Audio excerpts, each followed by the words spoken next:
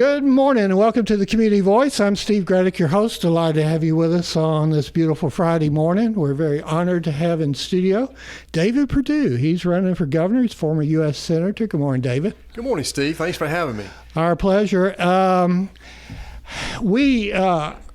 I suppose 95% of the people in Georgia have heard your name and know who you are. However, we have started a tradition that we've been doing the last several weeks with school board members, county commissioners. We've had 3 U.S. Senate candidates in here, you'd be pleased to know. Good. But I ask them all the same thing. Before I ask you why you're running, instead of me reading a bio, tell our audience a little bit more personally of who you are and where you came from. Well, I was born in Macon, and I was raised in Warner Robins. My mom and dad were school teachers. I grew up working on our family farms. I worked my way through Georgia Tech, but for most of your listeners, I do know how to say go dogs.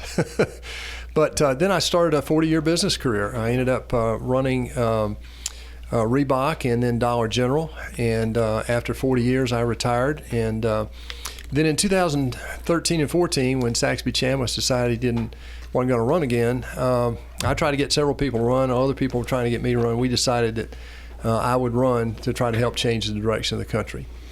Well, expand upon that, because obviously you've got into for governor, you've got in a very contentious type race. It's a little bit of an uphill battle, always, to unseat an incumbent, and you know that. So obviously you've got some real motivation there. I do. You know, when I ran for the Senate, it was a little bit different, but similar. After 8 years of Obama, or 6 years at that point, we knew we were heading in the wrong direction, and I wanted to help change the direction of the country. Then Donald Trump got elected. We created the best economic turnaround in U.S. history, made the world really safer, honestly. This time it's a little different in that we have a sitting Republican governor, an incumbent. Nobody has ever really run against an incumbent governor before, Republican, in Georgia, and we've only had 3 in modern times. So what I decided was, though, after a year of listening to people and so forth in the state who were divided about where the governor's support was on election fraud, I decided that the math was not there for him to beat Stacey Abrams. When she decided to run, I couldn't sit back and watch this train wreck happen, and I wanted to give Republicans a choice as to who they thought could stand up and beat Stacey Abrams. Here's the problem.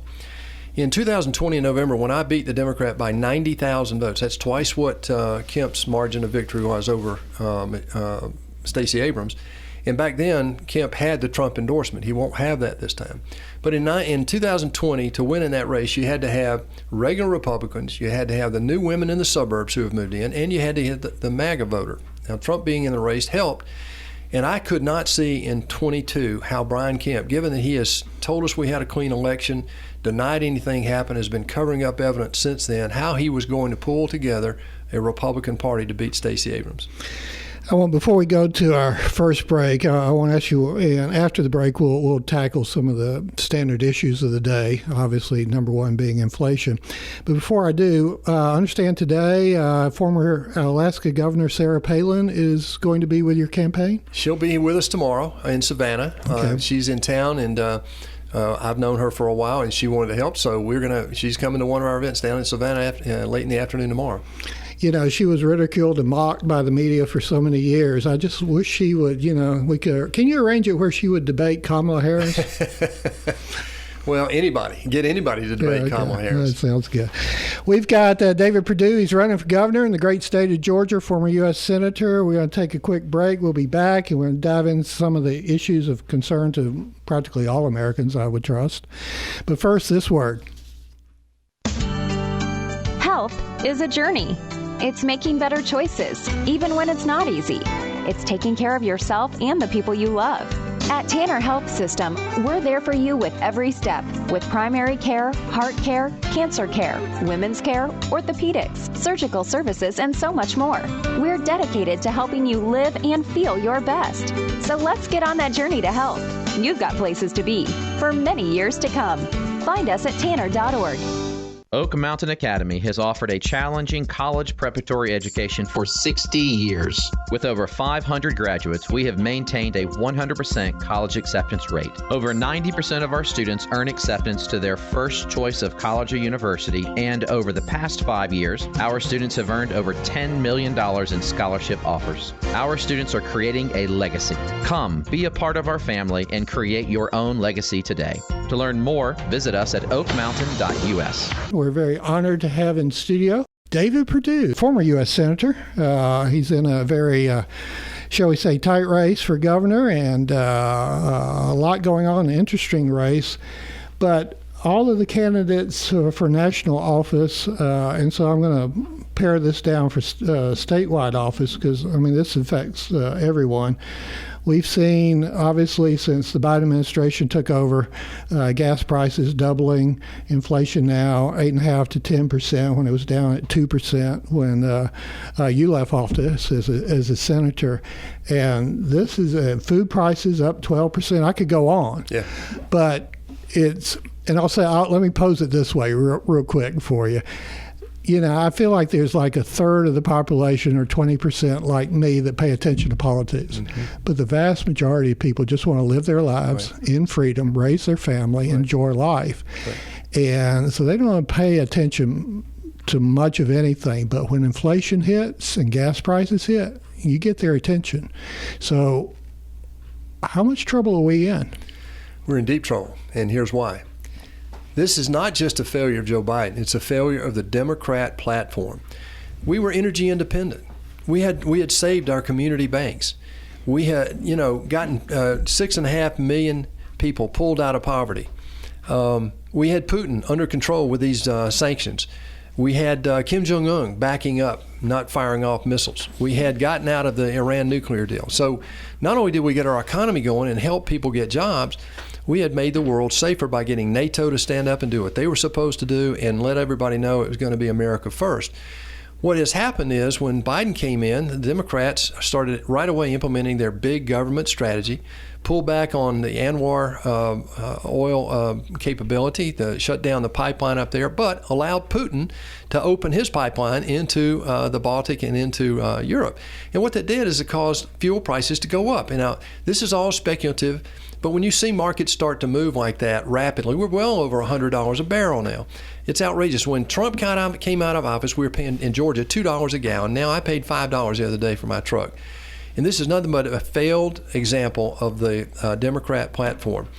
What we have to do now, I think, in Georgia is to ameliorate as much of this as we can. First thing I want to do as governor is get rid of the state income tax, Steve. I talked about that right away. We've been talking about it for years.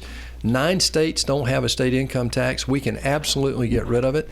We're losing out against our neighboring states that don't have a state income tax economically that are growing faster than we are. Florida, Tennessee, and Texas are growing faster than we are. Tennessee and Texas are growing 35% faster than we are. I've always, it's almost a hobby. I've asked a lot of elected state reps and state senators about the sales tax, and the rebuttal is that half the state government is funded by sales tax. So how in the world do you wean Georgia off the sales tax? Well, it's a state income tax I want to get rid of. Oh, okay. And state income tax, 9 states don't have a state income tax. Mississippi's House just voted to get rid of theirs. I'm working with the economists that helped Reagan create his miracle, the same economists that helped us with Trump create that economic miracle. This absolutely can be done.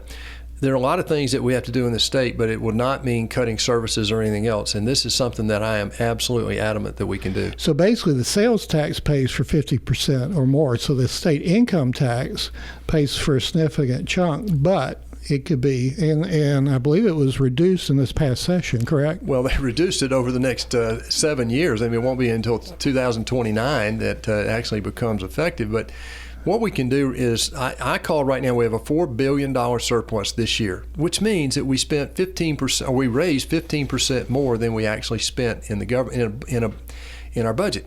That didn't mean we did better in government. Government is 15% bigger now in Georgia than when Brian Kemp came into office. So what we've got is an opportunity to take that $4 billion and return it to taxpayers in the form of a permanent cut. They want to cut it to 3/4 of a point. I wanted to cut it a full point, but do it immediately. There's no reason to wait 10 years to do that. We talked about gas, and you've been somewhat critical about the temporary suspension of the gas tax in the state of Georgia being temporary. I think it goes back in effect after the runoff, correct?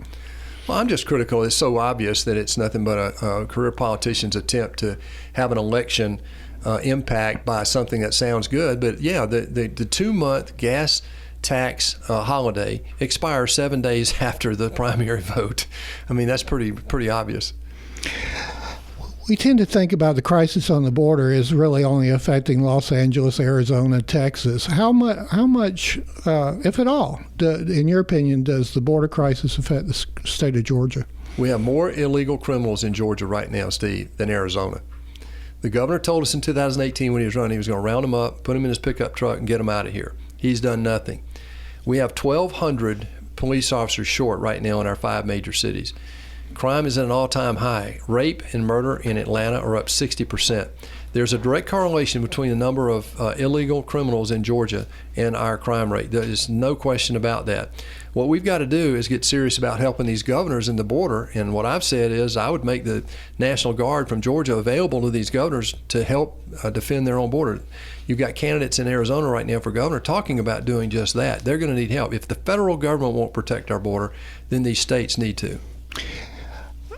How confident are you that the students, the schools in Georgia are not going to embrace in any way, shape, or form critical race theory? I know there's been actions at the state to prevent that, but are you comfortable that they've been satisfactory? No, not at all. The Parents' Bill of Rights that I called for back in December, they were not talking. Governor wasn't talking about it at all.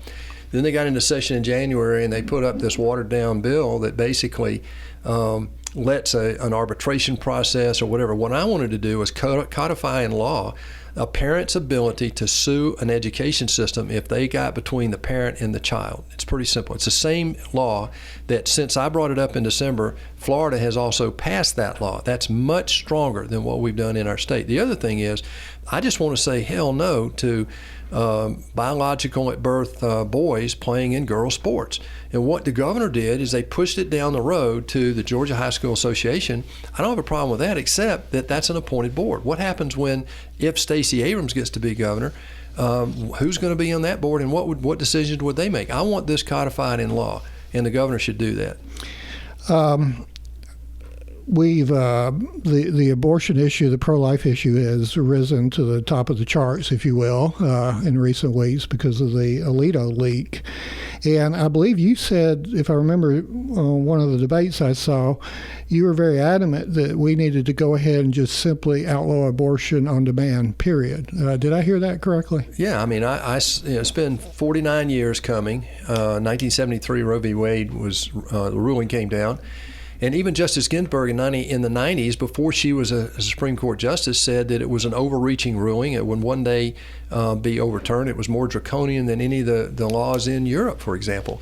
And so here we are, and now we have the opportunity, I think, that ruling is going to come down. And if it did, I said publicly that I would immediately call a special session and ask the General Assembly to ban abortions in Georgia. What I also said, though, was, and the national media didn't pick this up, is I know I've been involved with crisis pregnancy centers around the country, and this is a big service, and right now we're going to need to support them in a way that we never have. That's not just the government, that's private, churches, local clubs, individuals volunteering and supporting these crisis pregnancy centers as well. I want to come back and jump more deeply into political questions, and as we wrap it up this morning. So let's take a break and hear from Tanner Health System and Oak Mountain Academy, and we'll be back with more with David Perdue, candidate for governor, former U.S. Senator, here on the Community Voice. Health is a journey.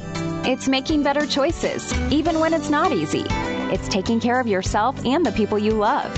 At Tanner Health System, we're there for you with every step, with primary care, heart care, cancer care, women's care, orthopedics, surgical services, and so much more. We're dedicated to helping you live and feel your best. So let's get on that journey to health. you've got places to be for many years to come. Find us at tanner.org. At Oak Mountain Academy, our daily schedule includes convocation, prayer, and the Pledge of Allegiance. By doing so, we build a family-like community where all students grow and flourish and personal faith is encouraged. Through community service and a historical approach to biblical study, our students are taught the value of the warrior way: honesty, respect, and responsibility. Oak Mountain Academy. We are a family creating legacies. To learn more, visit oakmountain.us. All right, we're back. Good morning. Welcome back. We've got David Perdue in studio. And full disclosure, we asked Governor Kemp to be in studio with us, but that wasn't able to be worked out. But David's running for governor, former U.S. senator, and we're going to kind of round it out with a lot of political questions. I think a lot of people are...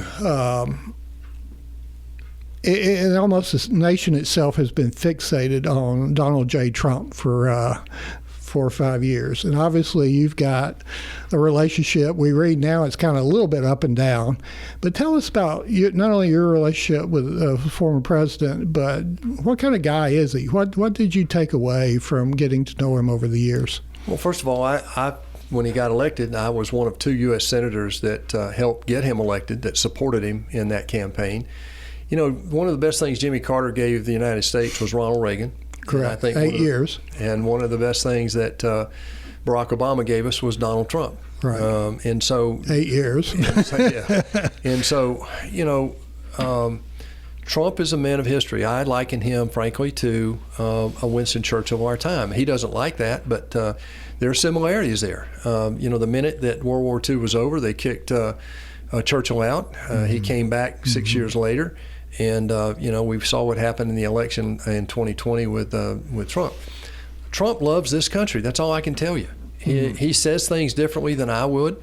I've never tried to defend that. What I've defended is his instincts and his agenda.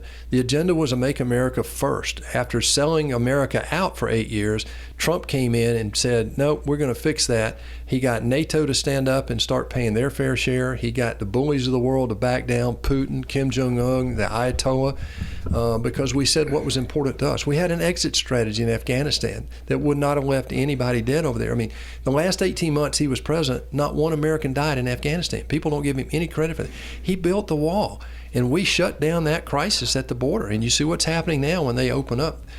So personally, he doesn't sleep. He works 24 hours a day. Literally, he'll sleep 3 or 4 hours a day. And frankly, I'm delighted to have his endorsement here in Georgia. I think the big question for I'm sure for a lot of Republicans and for a lot of people is, and the governor has said this a whole bunch of times, is who's best suited to beat Stacey Abrams. So how do you take that on? Here are the realities. These are facts, not political innuendo. Brian Kemp has been in elected office for 20 years. He was Secretary of State for 9. He was governor for 4. He has not enforced election law. And he allowed the consent decree to happen. And that was a major thing because it eliminated voter ID, in effect, for absentee ballots.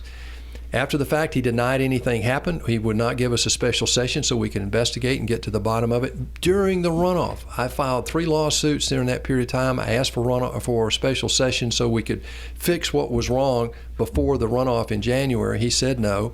I even asked for the resignation of Brad Raffensperger. So Brian Kemp beat Stacey Abrams by 45,000 votes with a Trump endorsement. I beat John Ossoff in November 2020 by 90,000 votes. And, you know, what we saw then was the nefarious activity, the illegal activity that happened. I've said the race now that I've seen all the evidence, it was clearly rigged and stolen. And I'm in a lawsuit right now. It was dismissed last week because it said I didn't have legal standing. We're going to appeal that. There's a voter case against Fulton County, the same as mine. It was dismissed because they said voters don't have legal standing. So it's on appeal. We're going to continue to fight this to get this evidence out. You see the ballot trafficking evidence that's out there right now. Brian Kemp, he saw it in May last year when I saw it. He has not done anything to investigate that. He is actually suppressing evidence now related to that. And if your viewers and listeners haven't seen that yet, they ought to go to 2000mules.com and really view this. Make their own mind up about whether fraud happened in 2020. We're promoting that film, West Semina and Cedartown. I believe the gentleman's name's Mike Tenney. He's advertising pretty heavily on our stations. He's got a special showing that he arranged. But back to that question, and I've never heard anybody ask it, and I know you can't answer it necessarily, but why all the things, if all the things you're saying is true, why did Bryant Kemp not take a more I can't answer that. People know him, say he's hard-headed. All I know is he made a mistake by allowing the consent decree go through. He made a mistake by allowing 7.5 million ballots to be sent out. He made a mistake by allowing drop boxes. He made a mistake by allowing them to change the rule that allowed Zuckerberg to put $55 million into 9 Democrat counties that created things like mobile voting buses. You didn't have that in here in Carroll County. I'm just saying those are things that Brian Kemp did and allowed to happen, then later started denying right away. So they have been in denial. Frankly, it's a cover-up of massive proportion here. And frankly, that's why I had to get in this race, Steve, is the question is why me versus him? He can't beat Stacey Abrams because he can't get the MAGA voter out. The people who are upset about that election know something happened. If he had investigated anything, we'd have all gotten behind him and we would have beaten Stacey Abrams straight up. Now it's going to be a fight. Even if I get elected in this primary, we've got to make sure she is not the next governor. I always tend to like to ask statewide candidates, 159 counties, and then you being a U.S. Senator for one term prior, you probably have a better pulse of the people than most anybody. So, Georgia's different than, when we had Joe Frank governor and Zell Miller and all those guys. But so Metro Atlanta is very different than South Georgia. How do you, 20 years ago, we used to talk about 2 Georgias, and that kind of faded away and fell out of favor. But how do you see the meshing or the synergy between Metro Atlanta and the rest of Georgia? I would really say there are 3 or 4 Georgias now. Really? I would. Okay, tell me. Well, there's the city of Atlanta, right, who is defunding the police right now. Right. Then you have the suburbs. And this is a really mixed bag right now, and it is dynamic. It is changing every day. The political mix, the racial mix, all of this is changing, and I think it's very healthy. Republicans have to engage in that. That's what we've done in this campaign. You got the North Georgia crowd. They don't call that the rural crowd. It's kind of a retirement community in North Georgia to some degree, and they are escapees of the nonsense that's going on in Atlanta. They're the smart ones. I'll let you make that judgment. Okay. But then you've got places where I grew up in Bon Air and Warner Robins, Georgia. They're all unique in their own way. But that's our huge opportunity with the port, with our agriculture capability, with the quality of workforce we have in Georgia. I've lived and worked in Europe and Asia, and I can tell you we've got one of the best workforces ever, anywhere in the world right here in Georgia. So those are the things that you have to pay attention to. I do have a good perspective because in the last year and a half, and while I was senator, all I did was travel this state from Hayhire to Hiawassee. And I can just tell you, in this election, that's one reason why half the vote so far is coming from people who didn't vote in 2018. They're riled up about something. Well, we're going to wrap it up, but that's a perfect segue into we talk about America first, but let's talk about Georgia first. You started to describe how I always kind of throw it tongue in cheek, the great state of Georgia, but Georgia really is a great state. Since I was born, my dad kept he was a school teacher, but he kept saying Georgia has a benefit geographically, racially, socially, religiously. It has all agriculturally. It has these unique dimensions. Geographically, we're right in the elbow there. We have the 3rd largest port, the fastest growing port, the largest airport, the #1 football team for a year, the #1 baseball team for a year. So we've got a unique position. Georgia is the 8th largest state population-wise. We don't act that way sometimes. And this is the opportunity we have. If Georgia turns blue and we elect Stacey Abrams, that is going to be a watershed for the country. And I just don't see how in 24 we elect a conservative Republican for president if we have Stacey Abrams as governor of Georgia. And likewise, if Brian Kemp is running with whoever our nominee is for Senate, I don't see how that Senate person wins because the party is divided. If someone wants to participate in the David Perdue campaign, how should they go about it? Well, the first thing is get out and vote. They got a few hours left today. Vote tomorrow, and then vote Tuesday. VotePerdue.com is our website, and I just appreciate the opportunity, Steve. It's good being with you. It's good being with you, and we. You want to go ahead and predict a runoff, or what do you want? You want to predict an outright win or a runoff? I'm not a politico. I'm just a dumb business guy, but I'm in here doing what I know is right, and I trust the people of Georgia. All right, very good. And our gratitude this morning to David Perdue, candidate for governor of the great state of Georgia, former United States Senator. And thank you for making this possible, and we thank you for listening. Go out and make it a great day. You're in tune to WLBB Carrollton.